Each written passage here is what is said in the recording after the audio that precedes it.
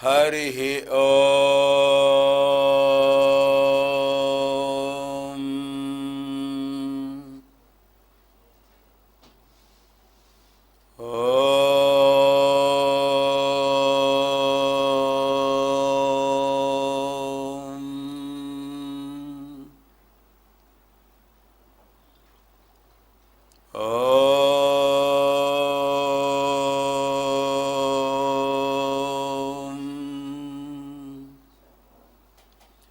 गणानां त्वा गणपतिगुं हवामहे कविं कवीनामुपमश्रवस्तमं ज्येष्ठराजं ब्रह्मणां ब्रह्मणस्पत आनशृण्वन्नोतिभिः सीदसादनं प्रणो देवी सरस्वती वाजेभिर्वाजिनीवती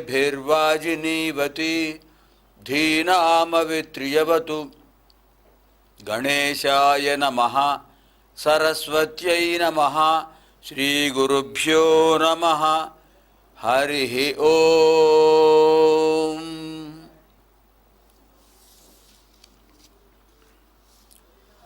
एतद् भानुवासरे पंचमवादनात् सार्धपञ्चमवादनपर्यन्तं सायंकालसमये भारतीय संस्कृति कार्यक्रम अंतर्भाग ऋग्वेद अध्ययन कार्यक्रम प्रारभ्यते। इदानीम् ఈ ఆదివారం సాయంకాలం 5 నుంచి 5:30 గంటల వరకు కూడా భారతీయ సంస్కృతిలో భాగమైనటువంటి ఋగ్వేద అధ్యయన కార్యక్రమం ప్రారంభించబడుతోంది. ప్రథమతః వేదమాతృస్తవం ప్రణవనాదస్తవం చ కరిష్యతే. ముందుగా వేదమాత స్తోత్రము, బ్రహ్మనాద స్తోత్రము, ఆ 2 శ్లోకాలు అయిన తర్వాత మనం ఋగ్వేదంలో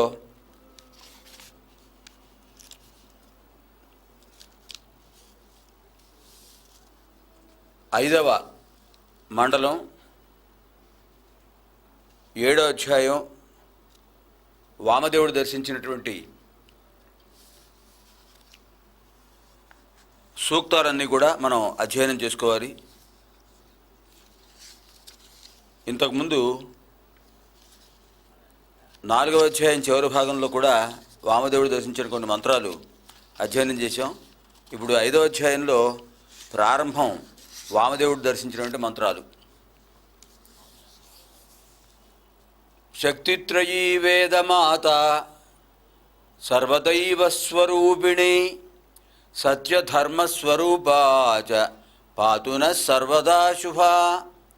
ఓంకారం బిందు సంయుక్తం నిత్యం ధ్యాయంతి యోగినః కామదం మోక్షదం చైవ ఓంకారాయ నమో నమః.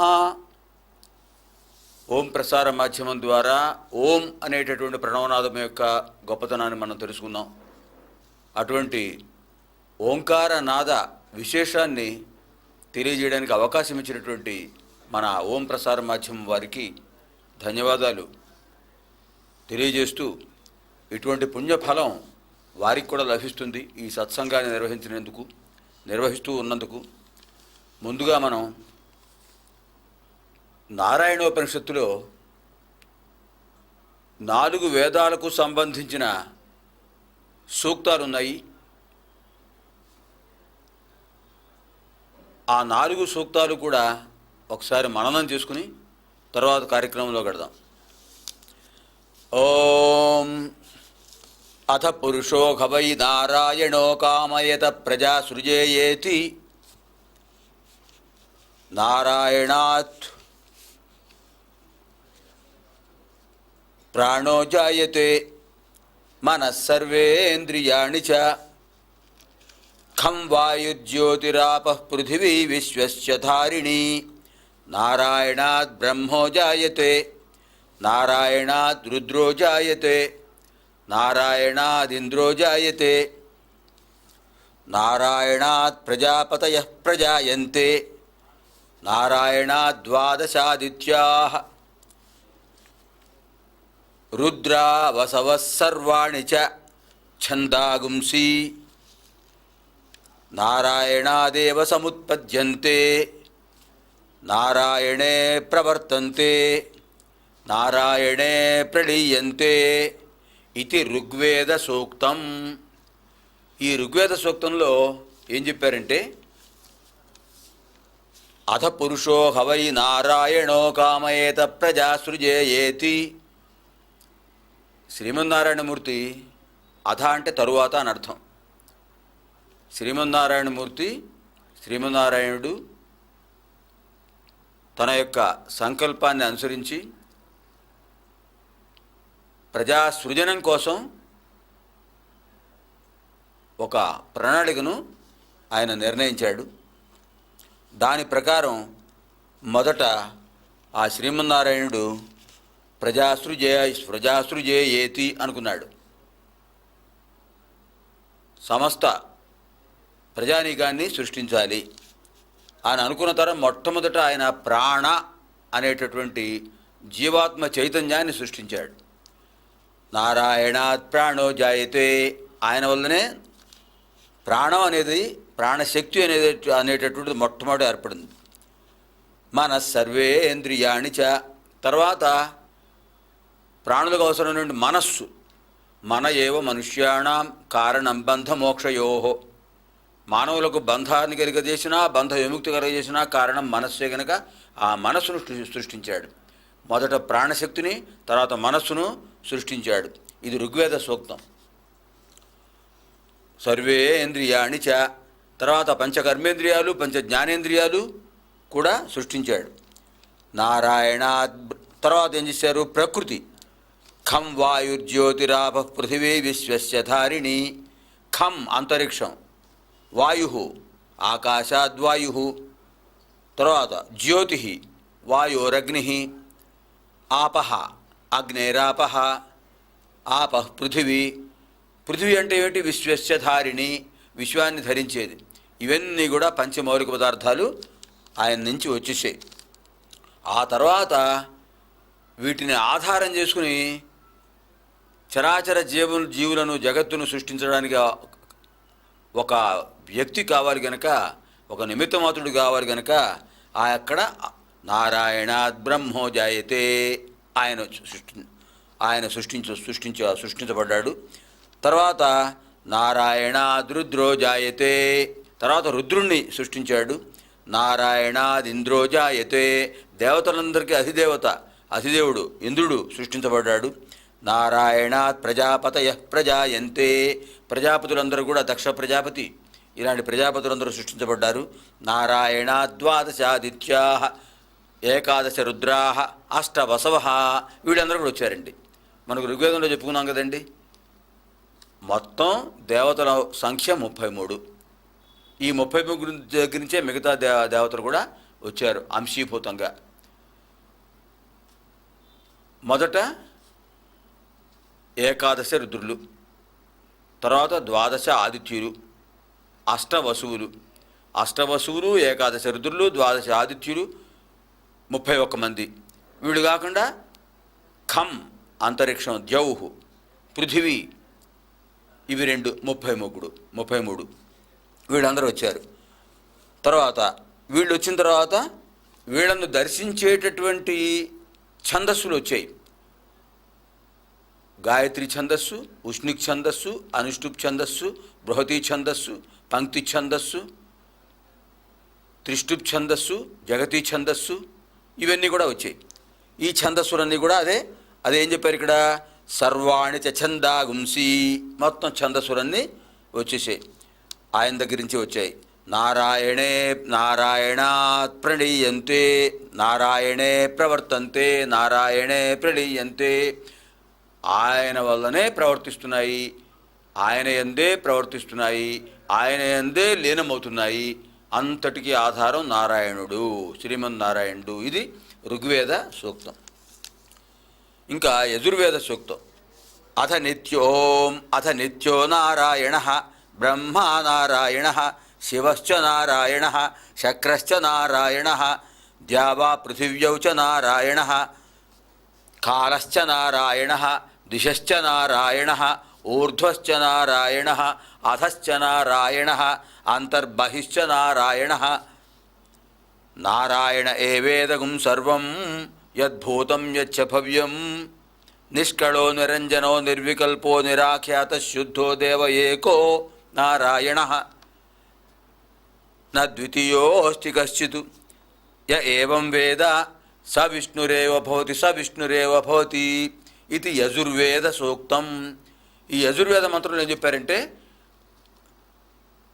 కాల దిగాత్మ మనాంసి నవైవ, అన్నీ ఆయనే, సర్వదేవతలు నారాయణుడే. ఆయన వల్లనే భూత భవిష్యత్ వర్తమానాలు కూడా ఏర్పడుతున్నాయి. కాలస్వరూపం ఆయనే అని చెప్పారు. ఇది యజుర్వేద సూక్తం అయిపోయిన తర్వాత సామవేదం. ఓం ఇత్యగ్రే వ్యాహరేత్. ఇక్కడ చూడండి, విశేషం ఏంటంటే ఋగ్వేదంలో నాదబిందు ఉపనిషత్తు ఉందండి. ఆ నాదబిందు ఉపనిషత్తు అంటే ఓంకారాన్ని గురించి చెప్పేదే. దాంట్లోదే శ్లోకం, ఓంకారం బిందు సంయుక్తం నిత్యం ధ్యాయంతి యోగినః కామదం మోక్షదం చైవ ఓంకారాయ నమో నమః అంటున్నాం. అకార ఉకార మకారాలతో కూడినటువంటిది ఓంకారం. త్రిమూర్త్యాత్మకం, త్రిగుణాత్మకం, త్రిశక్త్యాత్మకం. అటువంటి ఓంకారం బిందు సంయుక్తమైనది. నిత్యము యోగులు ధ్యానిస్తూ ఉంటారు, ఓంకారాన్ని ఉపాసన చేస్తుంటారు. ప్రణవనాద ఉపాసన, బ్రహ్మోపాసన. అది కామదం మోక్షదం, లౌకికమైన కోరికలు తీర్చేది, పారలౌకికమైన కోరికలు తీర్చేది. అటువంటి ఓంకారానికి నమస్కారం అని చెప్పారు. అది నాదబిందు ఉపనిషత్తులో ఋగ్వేదంలో శ్లోకం.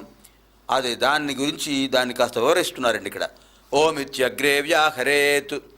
ఏ మంత్రమైనా సరే ఓంకారం ముందుంటేనే మంత్రం అవుతుంది. అందుకని ఓం ఇది అగ్రే వ్యాహరేత్. అగ్రే మొదట, ఓం అనేటటువంటి దాన్ని వ్యాహరేత్ మంత్రంగా భావించి ఉచ్చరించాలి. నమ ఇతి పశ్చాత్, తర్వాత ఓం తర్వాత నమః వస్తుంది. నారాయణాయేత్యుపరిష్టాత్, తర్వాత నారాయణాయ అనేటటువంటి పదం వస్తుంది. ఇప్పుడు దీన్ని ఇంకాస్త విశ్లేషణ చేశారండి. ఎలా చేస్తున్నారు? ఓం ఇత్యేకాక్షరం. ఓం అనేటటువంటిది దానిలో అంశభాగంగా అకార ఉకార మకారాలున్నా కూడా మొత్తం కలిపి ఓం అనేటువంటిది ఏకాక్షరం. ఓం ఇత్యేకాక్షరం. నమ ఇతి ద్వే అక్షరే. ఓంకారం ఒకటి, నమః రెండు అక్షరాలు, మూడు అయ్యేయండి. నారాయణాయేతి పంచాక్షరాణి. నారాయణాయేతి పంచాక్షరాణి. ఈ నారాయణాయ అనేటువంటి 5 అక్షరాలు, మొత్తం కలిపితే 8 అక్షరాలు. ఈ 8 అక్షరాలు అష్టాక్షరీ మంత్రం అంటారు దీన్ని. ఏ తద్వై నారాయణస్యాష్టాక్షరం పదమధ్యేతి. ఏతద్వై నారాయణస్య అష్టాక్షరం పదం అధ్యేతి. ఈ 8 అక్షరాలతో కూడినటువంటి అష్టాక్షరీ మంత్రాన్ని అధ్యయనం చేయాలి, మననం చేయాలి, ధ్యానం చేయాలి. పదం అధ్యేతి అంటే అక్కడ అర్థం అది, పదం అధ్యేతి. ఆ విధంగా ఇక్కడ చెప్పిన తర్వాత ఓ ఏతద్వై నారాయణస్యాష్టాక్షరం పదమధ్యేతి. ఓం నమో నారాయణాయేతి ఇది మంత్రం. అనపబ్రువ సర్వమాయురేతి విందతే ప్రాజాపత్యగుం రాయస్పోషం గౌపత్యం తతోమృతత్వమశ్నుతే తతోమృతత్వమశ్నుత ఇతి. ఇది సామవేద సూక్తం. ఈ సామవేద సూక్తంలో చెప్పింది ఏంటంటే, ఓం నమో నారాయణాయ అనే అష్టాక్షరీ మంత్రాన్ని జపించినట్లయితే అదే అమృతత్వాన్ని కల్పిస్తుంది, మానవుణ్ణి మాధవుడిగా చేస్తుంది అని సామవేదంలో చెప్పారు. ఇంకా మనకి అథర్వవేద మంత్రంలో ఓం ప్రత్యేగానందం బ్రహ్మపురుషం ప్రణవస్వరూపం. ఈ ప్రణవస్వరూపం ఏంటంటే ఓంకారం. ప్రత్యేగానందం బ్రహ్మస్వరూపం. అటు ప్రత్యేగానందం ఆధ్యాత్మికమైన ఆనందాన్ని ఇచ్చేది బ్రహ్మ, పరబ్రహ్మస్వరూపం. ఇది పరమపురుషుడి యొక్క నాదం ఓంకారం. అకార ఉకారమకార ఇతి తానే కదా సమభరత్తదేతదోమితి. అకార ఉకార మకారాలతో కూడిందే విశ్వాన్ని వ్యాపించి ఉన్నది. యముక్త్వా ముచ్యతే యోగి జన్మ సంసార బంధనాత్. ఈ ఓంకారాన్ని ఉపాసన చేసిన వ్యక్తి, ఓంకారాన్ని ధ్యానం చేసిన వాడు జన్మ సంసార బంధాన్ని నుంచి విముక్తుడవుతాడు. ఓం నమో నారాయణాయతి మంత్రోపాసక వైకుంఠ భువనలోకం గమిష్యతి. ఓం నమో నారాయణాయ అనే మంత్రాన్ని ఎవరైతే ఉపాసిస్తారో వైకుంఠ భువనలోకం గమిష్యతి, తప్పనిసరిగా వాడు జన్మరాహిత్యం పొందుతాడు, వైకుంఠానికి వెడతాడు. సాలోక్యం, సారూప్యం, సామీప్యం, సాయుధ్యం ఈ 4 రకాల మోక్ష మార్గాల్లో ఏదైనా పొందే అవకాశం అలాంటి వ్యక్తికే ఉంటుంది. తదిదం పరం పుండరీకం విజ్ఞానధనం, అదే విజ్ఞానధనం, ఆ ఓంకారమే. తస్మాత్ తదిదావన్మాత్రం బ్రహ్మణ్యో దేవకీపుత్రో బ్రహ్మణ్యో మధుసూదనో, ఆ దేవకీపుత్రుడైన వాసుదేవుడే ఆ పరమాత్మ. సర్వభూతస్థమేకం నారాయణం కారణరూపమకార పరబ్రహ్మోం ఏతదథర్వశిరో యోధీతే ఇత్యథర్వ వేద సూక్తం. ఇది అథర్వణ వేదంలో ఉన్న సూక్తం. ఇప్పుడు 4 మంత్రాలు 4 సూక్తాలు ఉన్నటువంటి నారాయణోపనిషత్తును ప్రతిరోజు చదువుకోవడం వల్ల ఎటువంటి ఫలితం వస్తుంది చెప్తున్నారు చూడండి. ఇది చివరి 5వ సూక్తం. ప్రాతరధీయానో రాత్రికృతం పాపం నాశయతి. ప్రాతకాలంలో స్నానం అయిపోయిన తర్వాత సంధ్యావందన సమయంలో, సంధ్యావందనం కూడా అయిపోయిన తర్వాత నారాయణోపనిషత్తు ఈ 4 సూక్తాలు చదివినట్లయితే రాత్రికృతం పాపం నాశయతి, తెలిసి చేసినా తెలియక చేసినా రాత్రిపూట చేసిన దోషాలు పరిహరించబడతాయి. సాయమధీయానో దివసకృతం పాపం నాశయతి. సాయంకాలం కనుక అధ్యయనం చేసినట్లయితే సాయం సంధ్యా సమయంలో కూడా నారాయణ ఉపనిషత్తును ఈ 4 సూక్తాలు చదివినట్లయితే దివసకృతం పాపం నాశయతి. మాధ్యందినమాదిత్యముఖోధీయానః అధీయానః పంచపాతక ఉపపాతకాత్ ప్రముచ్యతే. మధ్యాహ్న సమయంలో, మిట్ట మధ్యాహ్న సమయంలో, అపరాహ్న సమయంలో ఆ భాస్కరుణ్ణి ఒక్కసారి నమస్కారం చేసి ఆ సమయంలో ఈ నారాయణ సూక్తం చదివినట్లయితే పంచపాతక ఉపపాతకాత్ ప్రపుంచ్యతే, మహాపాతకాలని కూడా నశిస్తాయి. సర్వవేద పారాయణ పుణ్యం లభతే నారాయణ సాయుజ్యమవాప్నోతి య ఏవం వేద ఇత్యుపనిషత్తు. ఇది నారాయణ ఉపనిషత్తు. ఇది నారాయణ సాయుజ్యమాప్నోతి. ఇందాక అనుకున్నాను చూశారా, మోక్షం 4 రకాలు. మోహక్షయమే మోక్షం. పునర్జన్మ ఉండదు. పునరపి జననం పునరపి మరణం పునరపి జనని జఠరే శయనం, అది ఉండదు. ఆ అవస్థ ఉండదు. శంకర భగవత్పాదులు చెప్పింది అది. జన్మరాహిత్యాన్ని పొందేటటువంటి స్థితి వస్తుంది. జన్మరాహిత్యం పొందే స్థితి 4 రకాలుగా ఉంటుంది. సాలోక్యం, సామీప్యం, సారూప్యం, సాయుధ్యం. సాలోక్యం ఆ లోకంలో చేరి ఉండటం, మళ్ళీ ఆ లోకం నుంచి రాడు. సామీప్యం ఆ పరమపురుషుడికి సమీపంలో ఉంటాడు. సారూప్యం ఆ రూపాన్నే, ఆ దైవ రూపాన్నే పొందుతాడు. ఈ జీవాత్మయే పరమాత్మ. నా ద్వితీయో అస్తి కశ్చిత్, మరో రూపం ఉండదు అక్కడ, అంతా సారూప్యమే. ఇంకా చివరిది ఇక్కడ చెప్పింది అదే, సాయుధ్యమవాప్నోతి, నారాయణ సాయుధ్యమవాప్నోతి. నారాయణులో సాయుధ్యం, దాంట్లో ఐక్యం, ఇవన్నీ కూడా నారాయణులో ఐక్యమైపోతాయి. అటువంటి విశేషమైన మంత్రాన్ని ఇక్కడ మనకు వామదేవుడు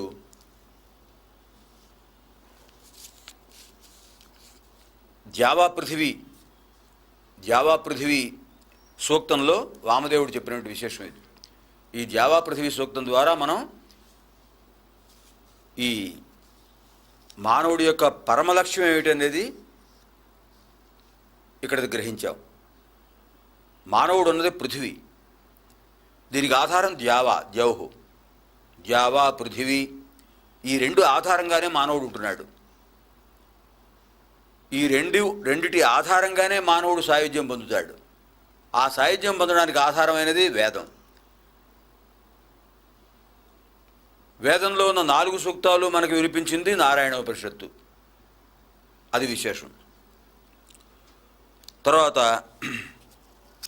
గోవు సర్వదేవతా స్వరూపం అని చెప్తున్నాడు వామదేవుడు ఇక్కడ. ఈ వామదేవుడు చెప్పిన గోవుకు సంబంధించినటువంటి మంత్రానికి, సూక్తానికి అధిదేవత రుభువులు. ఇది ఛందస్సు, త్రిష్టుప్ ఛందస్సు. ఈ త్రిష్టుప్ ఛందస్సులో ఆయన చెప్పేది ఏంటంటే, రుభువులు గోరక్షణ చేస్తూ ఉంటారు. ఋభువులు అనేటువంటి శక్తిమంతులు, ఆ తేజోవంతులైనటువంటి దేవతలండి వాళ్ళు ఆ ఋభువులు. ఆ ఋభువులు మనకు ఎప్పటికప్పుడు గోవు యొక్క దర్శన భాగ్యాన్ని కల్పిస్తూ ఉంటారు. గోవుకు నమస్కారం చేయాలనే సంకల్పాన్ని కలిగిస్తుంటారు. గోపూజ చేయాలనేటటువంటి ఒక ఆలోచనను కలిగిస్తుంటారు. అటువంటి ఋభువులు ఈ తిష్టు ఛందస్సులో చెప్తున్నారు. ఓ మహానుభావులారా, దేవతలారా, దిక్పాలకులారా, మీరందరూ కూడా ఆ ధేనువును కాపాడండి. ధేనువే పృథ్వీకి ఆధారం. పంచమాతలను ఎప్పుడూ స్మరిస్తూ ఉండాలి అని ఇక్కడ వ్యాఖ్యానంలో విద్యారణ్య స్వాముల వారు చెప్తున్నారు. ఆ విద్యారణ్య స్వాముల వారు చెప్పిన దాని ప్రకారం ఏంటంటే, అన్నాద్భవంతి భూతాని, అన్నం వల్లనే జీవులు జనిస్తున్నాయి. ఆ అన్నానికి ఆధారం పృథివీ. పృథివీ ఓషధియుక్త. అన్నాద్భవంతి భూతాని పర్జన్యాదన్న సంభవ. ఈ అన్నం ఏర్పడటానికి, ఈ ఆహారం నవధాన్యాలు ఏర్పడటానికి కారణం పర్జన్య, మేఘుడు. పర్జన్యాదన్న సంభవ. యజ్ఞాద్భవతి పర్జన్య, ఆ పర్జన్యుడు ఏర్పడటానికి కారణం యజ్ఞము. ఇది క్రమం మనకి ఇక్కడ చెప్తున్నారు. యజ్ఞాద్భవతి పర్జన్య, యజ్ఞ కర్మ సముద్భవ.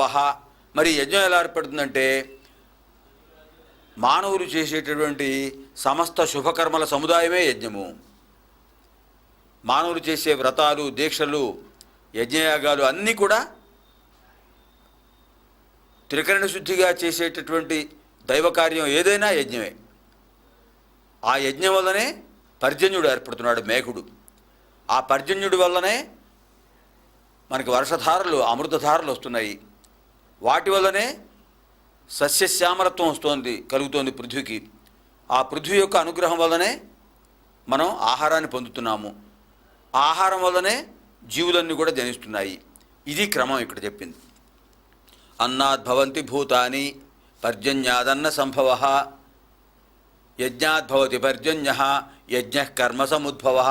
ఇదే మనకు భగవద్గీతలో కూడా శ్రీకృష్ణ భగవానుడు ఈ ఋభువులు చెప్తున్నటువంటి మంత్రాన్నే, దర్శించిన మంత్రాన్నే, వామదేవుడు దర్శించిన ఋభు సూక్తాన్ని చెప్పారు.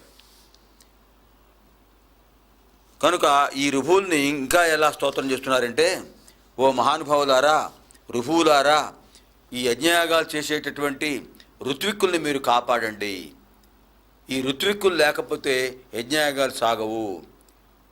ఒక యజ్ఞాన్ని నిర్వహించాలంటే సామవేద అధ్యయనం చేసినటువంటి వారు, యజుర్వేద అధ్యాయి, ఋగ్వేద అధ్యాయి, యజుర్వేద అధ్యాయి, సామవేద అధ్యాయి, అథర్వవేద అధ్యాయి, నలుగురు పండితులు, వేద పండితులు ఉండాలి. ఈ యజ్ఞాన్ని నిర్వహించేటట్టు ఒక బ్రహ్మం ఉండాలి.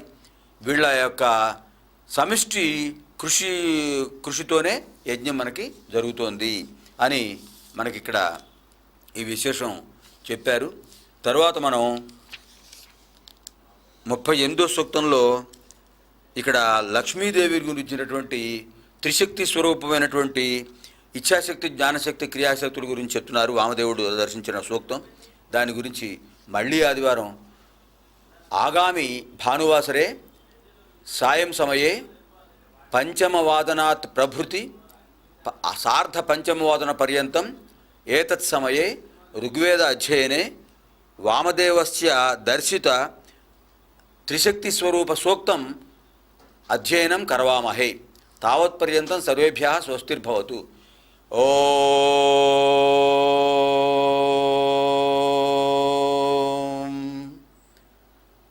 సహనావవతు సహనౌ భునక్తు సహ వీర్యం కరవావహై తేజస్వినావధీతమస్తు మా విద్విషావహై. ఓం శాంతి శాంతి శాంతి. స్వస్తి ప్రజాభ్యః పరిపాలయంతాం న్యాయేన మార్గేణ మహీం మహిషాః. గోబ్రాహ్మణేభ్యః శుభమస్తు నిత్యం. లోకాः సమస్తాः సుఖినో భవంతు. అసతో మా సద్గమయ తమసో మా జ్యోతిర్గమయ మృత్యోర్మా అమృతం గమయ. ఓం శాంతి శాంతి శాంతి. దివ్యాం భవ్యాం సుబోధాం చ శుద్ధాం అర్థప్రదాయినీం జననీం బహుభాషాణాం వందే గీర్వాణ భారతీం. స్వస్తి.